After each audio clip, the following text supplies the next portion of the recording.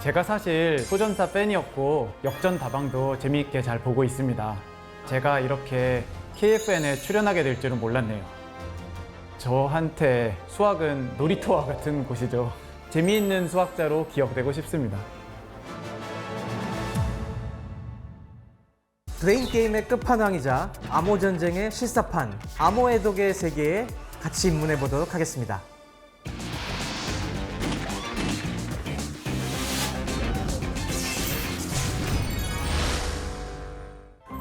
신서호 교수님 오늘 반갑습니다. 신서호 교수님을 탁 초대할 수 있어갖고 정말 감개무량한데 아닙니다.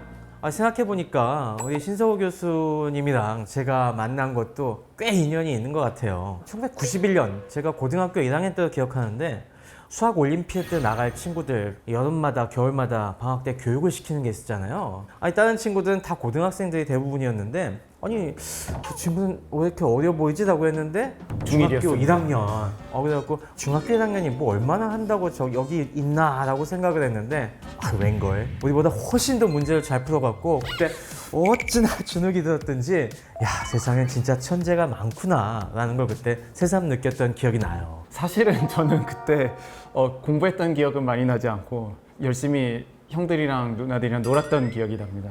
누구는 놀고서도 저렇게 문제 잘 풀고 누구는 막 이렇게 밤새 수학 문제 푼다고 했는데도 못 풀고 해갖고 그 좌절감이 한 3배, 4배 정도 났던 기억이 또 다시 나네요. 그래서 우리 신서호 교수랑 무슨 얘기를 할까 저도 생각을 많이 해봤는데 역시 수학과 전쟁사 하면은 많은 사람들이 떠올리는 게 암호가 아닌가 해요. 네, 맞습니다. 암호라고 하면 아무래도 수학이 들어가기 마련인데요. 그러려면은 암호를 만들 때 어떤 규칙을 갖고 이걸 생성하고 해독하는 이런 관계를 만들어야겠죠, 그죠? 그렇겠죠. 네, 그래서 가장 기본적으로는 알파벳 글자들을 가지고 메시지를 만든 다음에 그거를 알파벳들을 뒤섞어서 그거를 암호를 만드는 게 아무래도 가장 간단하면서 쉬운 방법 중에 하나겠죠. 다만 알파벳에 글자가 많은데 이거를 너무 복잡한 규칙을 갖고서 섞으면은 만드는 사람도 헷갈리고 푸는 사람도 이게 너무 시간이 오래 걸리고 맞아요. 이렇게 되면은 또 그것 비효율적이고 또 메시지가 잘못 전달될 수 있기 때문에 그러면은 어떻게 했을까요? 옛날에 스파르타 군대가 사실 유명하잖아요. 맞아요. 스키탈레 암호라는 게 있는데 이게 가죽끈을 갖다가 방망이 같은 거에다가 여기다 한번 똘똘똘 감아갖고 글자를 갖다가 쭉 쓴 다음에 그 끝만 보내는 거죠. 그래서 암호화하기도 좋고 그리고 다시 해독하기도 좋은 세계 최초의 군사용 암호라고 많이 얘기되고 있죠. 아니 그거 얘기를 들어보니까 문자 메시지 같은 거 이렇게 한 줄씩 이렇게 쓴 다음에 앞 글자만 따서 읽으면은 또 그렇죠. 전혀 다른 메시지가 나오는 경우가 있잖아요. 이런 거랑 비슷하다고 생각하면 되겠네요. 그러게요. 요즘 그런 게 여기저기 많이 이용이 되고 있죠. 그래서 스파르타 군대도 유명했지만 사실은 우리가 로마 군대를 빼놓고는 그죠. 옛날에 강한 군대를 얘기할 수 없을 텐데 로마 군대 같은 경우에는 알파벳을 쭉 나열해 놓고서 세 글자씩 뒤로 미는 뭐 이런 거를 했다고 하더라고요. 그래서 그걸 시저 암호라고 부르죠. A를 세 글자 뒤인 D로 보내고 B를 세 글자 뒤인 E로 보내고 C를 세 글자 뒤인 F로 보내고 이런 식으로 하면은 예를 들어서 친구라는 거를 보낸다고 하면은 F는 그 세 글자 뒤에 걸로 가야 되니까 GHI가 되겠죠. 그리고 R은 STU가 되겠죠. 그렇겠네요. 네, I는 JKL. JKL. 그리고 E는? E는 FGH가 될 거고요. N은 OPQ가 될 거고요.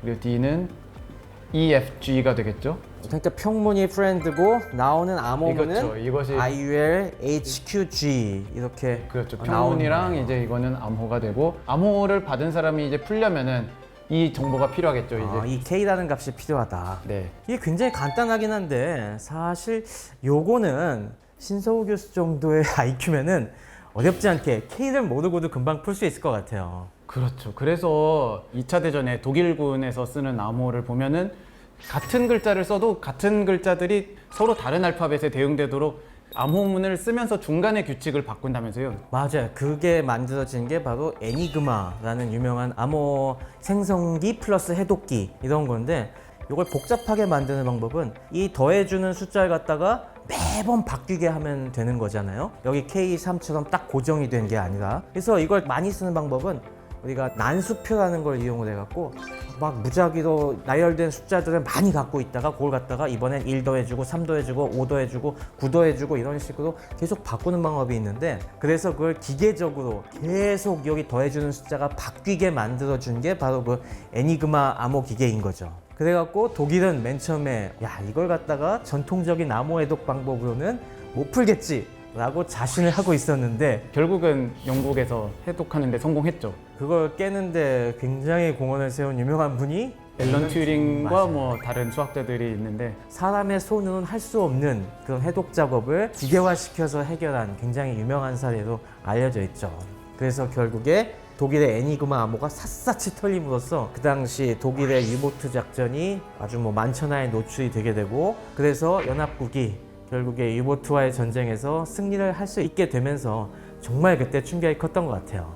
그래서 전쟁에서 암호와 수학자들이 굉장히 유용하다는 걸 깨닫게 되면서 그 뒤에 이어진 냉전 시대는 이게 굉장히 수학자들의 역할이 커졌을 것 같아요. 그래서 지금도 쓰이고 있는 암호가 사실은 1970년도에 개발이 됐는데, 그 RSA 암호라는 거를 RSA 암호. 예. RSA가 이제 사람의 이름의 앞글자를 딴 건데, 그분 다 수학자들이죠. 그렇죠. 이제 MIT에서 뭐 수학, 뭐 컴퓨터 공학 이런 거를 하신 분들일 텐데, 그분들이 암호를 개발을 해서 지금까지 우리가 사용을 하고 있습니다. 여러분들이 인터넷 뱅킹 같은 거 하다 보면은 거기 무슨 암호를 썼는지 메뉴 들어가 보면 막 있는데, 거기 보면은 뭐 RSA 1024, RSA 2048 이런 막 코드들이 붙어 있는 걸 혹시 보신 분들이 계실지 모르겠어요. 바로 그 RSA인 것 같은데, RSA 암호라는 것이 사실은 그 전에 영국에서 비슷한 거를 먼저 생각했다면서요? 맞아요. 사실은 1973년에 영국의 정보부서에서 먼저 개발했더라고요. 이게 GCHQ라고 해서 수학자 또 콕스라는 분이 군사, 보안용 통신을 위해서 만든 암호 체계였는데, 그동안에는 비밀리에 꽁꽁 묶어놓고 있다가 1990년대나 돼서야 기밀 문서가 해제가 되면서 그때 알려지게 됐죠. 그 당시 GCHQ에서 개발한 암호가 당연히 당시의 냉전 시대이다 보니까 군사용이나 아니면 외교용 비밀 전문에 아주 폭넓게 그 당시에 많이 쓰였다고 하고요. 그 다음 또 70년대, 80년대부터 인터넷이 큰 붐을 일으키게 되니까 인터넷에서도 우리가 보안이 굉장히 중요한 서비스들이 많이 생겨나다 보니까 우연인지 필연인지 독립적으로 개발이 되면서 거기서도 자연스럽게 채용이 된 거죠. 사용자 입장에서는 열쇠 하나만, 숫자 열쇠 하나만 갖고 있으면 또 그걸 쉽게 풀고 다시 암호화시키고 할 수 있다는 거, 이게 참 신비한 매력이 있는 것 같아요. 근데 이걸 갖다가 역시 가장 잘 설명해 줄 수 있는 사람이 RSA에 기반이 된 정수론을 전공한 우리 신 교수가 아닐까 싶은데, 우리 일반인들이 쉽게 이해할 수 있게 좀 간단하게 원리 설명해 줄 수 있을까요? 제가 처음부터 끝까지 다 설명하면 좋을 텐데 그러기에는 좀 시간이 부족하고 그래서 맛배기만 한번 해보도록 하겠습니다. 가장 중요한 개념은 소수랑 소인수 분해라는 건데요. 우리 중학교 때 배우는 그 소인수 분해. 그렇죠. 네. 그게 무엇인가 잠깐 기억을 떠올려 보면은 60이라는 숫자가 있으면은 이거를 곱으로 쪼개고 싶은 거거든요. 그래서 60이라는 거를 쪼개면은 60은 2 곱하기 30이잖아요. 그죠. 그리고 30은 3 곱하기 10이고 10은 또 2랑 5로 쪼개지니까 2 곱하기 5니까. 근데 그 다음에는 이제 더 이상 쪼개지지 않거든요. 그래서 그러게요. 나눠지지 않을 때까지 계속 쪼개서 끝까지 쪼개는 거를 소인수 분해라고 하고요. 그리고 여기 나오는 이런 숫자들, 더 이상 곱셈으로 더 이상 쪼개지지 않는 숫자들을 소수라고 하잖아요. 그죠. 소수. 네. 그리고 영어로는 프라임 넘버라고 하는데, 여기서 소라는 거는 원소의 소랑 같은 한자를 쓰는데, 굉장히 큰 물질도 다 쪼개면 원소가 되는 것처럼 이제 그런 비슷한 개념으로 생각을 해주시면 되겠죠. 그러니까 모든 수는 이런 소수들로 다 쪼갤 수가 있는 가장 그 기본이 되는 그쵸. 수를 갖다가 우리가 소수라고 하는군요. 정수론의 기본 단위가 되는 거죠. 그리고 이 소수라는 게 사실 2, 3, 5, 7, 11, 13, 17, 19 이런 작은 숫자들만 있는 게 아니라, 사실은 고대 그리스 수학자인 유클리드가 이미 소수가 무한히 많다는 거를 증명을 했거든요. 그 얘기는 뭐냐면은 얼마든지 큰 소수를 우리가 만들어내고 찾을 수가 있다는 거거든요. 그리고 거기에 착안해서 RSA에서는 굉장히 큰 소수 2개를 골라서 사용을 하거든요. 예를 들면은 뭐 PQ라고 부를게요. 왜냐면 이거는 너무 길어서 여기 칠판에다 다 쓸 수가 없거든요. 한 몇백짜리 되는 수겠죠? 그렇죠. 네, 한 500짜리 될 수도 있고 뭐 1000짜리가 될지도 모르는 그런 굉장히 큰 수인데, RSA에서 사용을 하는 거는 이제 그거의 곱을 사용을 하게 돼요. 그러니까 아무리 숫자가 커도 곱하는 거는 뭐 현대 컴퓨터로는 굉장히 빠르게 계산을 할 수 있기 때문에 이거는 뭐 어렵지 않은데요. PQ는 모르고요. 알려주지 않고 이거는 비밀이에요. 그리고 이거는 우리가 공개를 할 수 있는 숫자고. 이 만약에 그럼 이 P와 Q를 알게 되면은 이걸 이용을 해서 암호를 쉽게 네. 깰 수 있다는 얘기군요. 그렇죠. 네. 그 N은 아는데 P랑 Q를 모르거든요. 물론 만든 사람은 P랑 Q부터 시작하기 때문에 그리고 컴퓨터를 이용하면은 아무리 큰 숫자 두 개가 있어도 곱셈하는 거는 굉장히 빨리 할 수 있거든요. 그래서 모든 암호의 기본이 되는 것이 정보의 비대칭이잖아요. 그러니까 그 만드는 사람이나 또 해독하는 사람들은 어떤 정보를 더 많이 갖고 있어서 이거를 금방 계산해서 암호를 만들거나 풀 수 있고, 암호를 모르는 사람은 그거를 푸는데 너무나도 많은 시간이 걸려서 포기하게 만들어야 되거든요. 예를 들면 뭐 그죠. 수천만 년이 걸린다 그러면은 그거를 풀려고 아예 시도를 안 하겠죠. 그래서 여기서 중요한 것은 뭐냐면은 N이라는 거를 우리가 알고 있을 때 공개된 정보를 가지고서 이 비밀스러운 정보를 할 수 있느냐. 예를 들면 굉장히 큰 숫자가 주어졌을 때 그것을 소인수분해할 수 있느냐, 이런 문제가 되거든요. 아니 그럼 딱 드는 생각이 요즘 컴퓨터 엄청나게 좋아졌잖아요. 요즘 AI 하기 위해서 정말 어마어마한 컴퓨터들이 지금 많이 나와 있는데 이 소인수분해 할 수 있는 거 아니에요?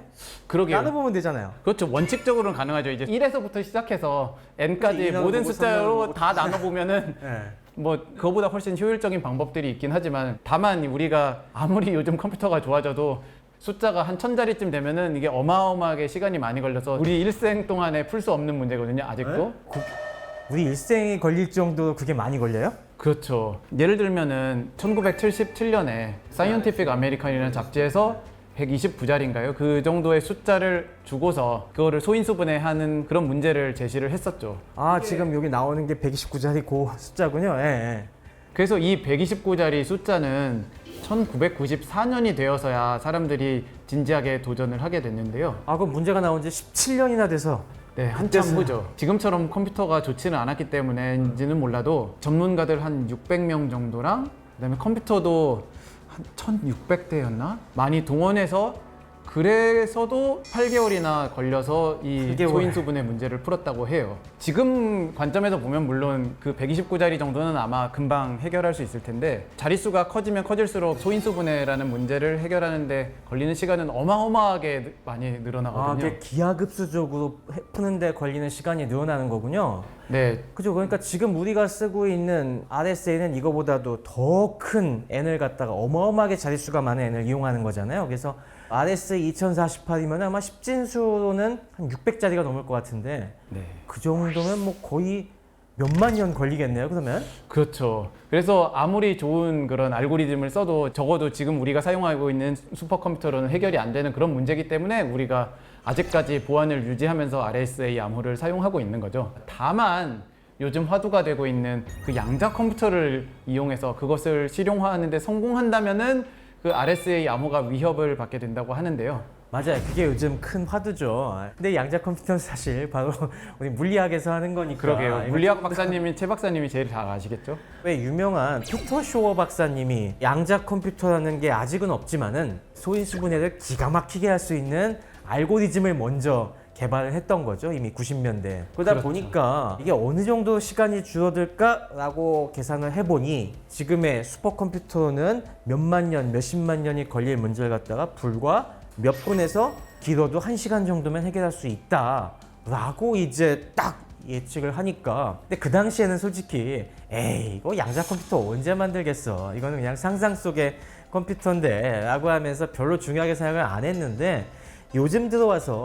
작은 규모의 양자 컴퓨터들이 계속 만들어지니까 사람들이 이제 그 가능성을 좀 더 심각하게 생각하는 것 같아요. 그래서 수학자들은 양자 컴퓨터 이후의 세계도 준비를 하고 있는데요. 이야, 역시 준비성 철저하네요. 그러니까 쉽게 얘기해서 양자 컴퓨터가 등장을 해도 깰 수 없는, 그렇죠. 양자 컴퓨터도 수십만 년, 수백만 년이 걸리는 그런 새로운 암호들을 개발하고 있다는 거죠. 네, 그런 거죠. 그런 거를 이제 양자 내성이라고도 부르는데요. 그러니까 뭐 간단하게 말씀드리면 숫자가 커져도 그거를 푸는데 걸리는 시간이 그렇게까지 많이 늘어나지 않는 그런 알고리즘이 있다는 건데, 그러면 그런 알고리즘이 없으면 되는 거죠. 그러면은 방금 설명해 주신 양자 컴퓨터도 풀 수 없는 양자 내성 암호로 어떤 것들이 제한되고 있죠? 제한되는 것 중에 한 가지는 격자 기반 암호라는 건데요. 격자라고 하는 것이 이렇게 공간상에 그렇죠. 점이 네. 띄엄띄엄띄엄 이렇게 배열되어 있는 거죠? 예를 들어서 2차원 격자라고 하면은 이런 식으로 규칙적으로 간격이 일정한 그런 선을 무한히 많이 긋고서 이런 거기서 선들이 그죠, 만나는 만나는 점들이 격자를 이룬다고 요거 하나가 격자죠. 얘기를 하거든요.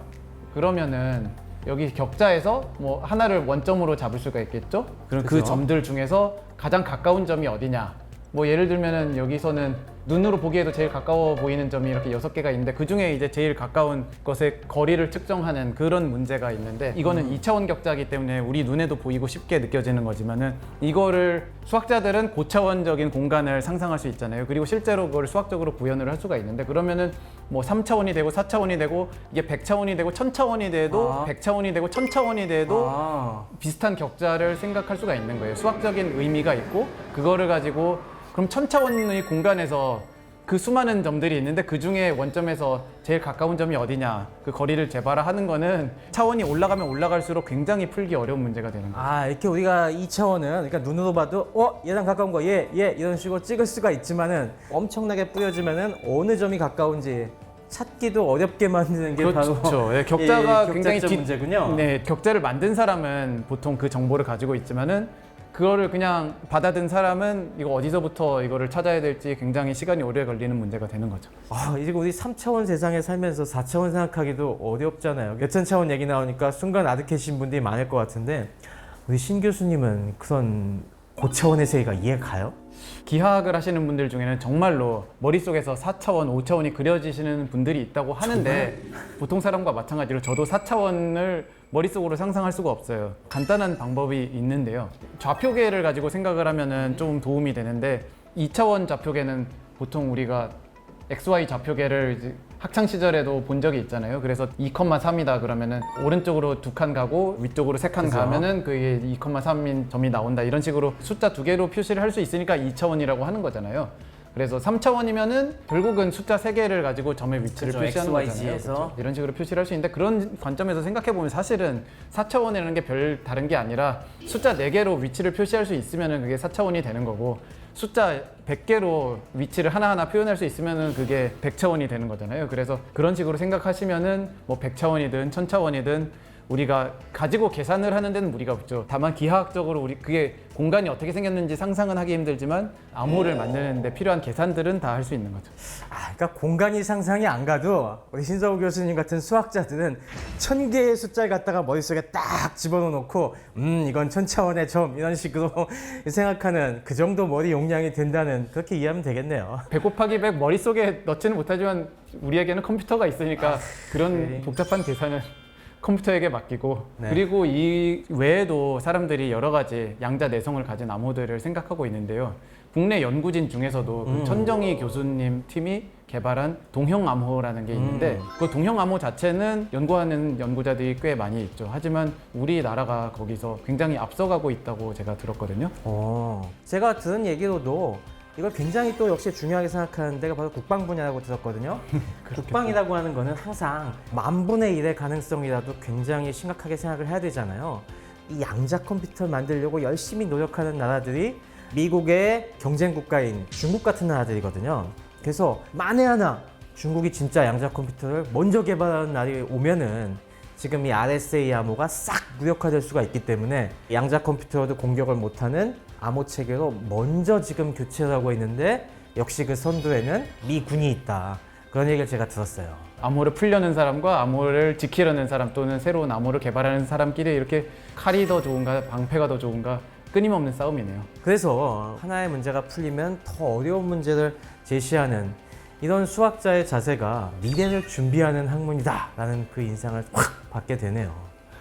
그런 면에서 우리 또 신서우 교수님이 쓴 아주 재미있는 책 중에 하나가 바로 이 모든 것의 수다라는 책인 것 같은데 만물에 관심이 많으신 우리 독자 여러분께 이 책을 선물해 드리면 어떨까 그런 생각을 했어요. 제가 연구하는 주제인 그 랭글랜드 프로그램이라는 것이 수학의 다양한 분야를 통합하는 이론 중에 하나라고 사람들이 생각하는 그런 이론이고 지금도 활발하게 연구를 하고 있는 주제인데요. 이제 그거를 간단하게 소개하는 차원에서 제가 글을 쓰게 됐습니다. 그러면서 이 책을 받으시는 분들은 이걸 읽으면서 신서우 교수님 이런 걸 하시는 분이구나 알아주셨으면 하는 바람입니다. 네, 감사합니다. 얘기할 주제가 포술과 탄도학이잖아요. 감자대왕이라고도 불리는 프리드리히 대왕과 관계가 있죠. 유명한 수학자 오일러가 바로 이때 딱 낙점을 받은 거예요. 수학자들에게 오일러라고 하면은 넘사벽, 넘사벽. 사기캐. 어떻게 하면은 우리 프로이센군 포병을 더 강화할 수 있겠는가? 그 방안을 좀 만들어 봐라. 미적분학을 제대로 포술에 녹여놓은 근대 탄도학의 시조라고 볼 수 있는 그런 책이 나온 거죠. 포를 쐈을 때 그것이 어디에 떨어지는가가 사실 제일 중요하잖아요. 적을 잡으려면은 이 책의 매력에 푹 빠져든 인물이 하나 있었어요. 혹시 나폴레옹인가요? 맞아요. 그 또 바탕에 오일러가 있다니 새로운 사실을 알게 됐습니다. 역시 오일러는 사기캐 맞는 것 같습니다.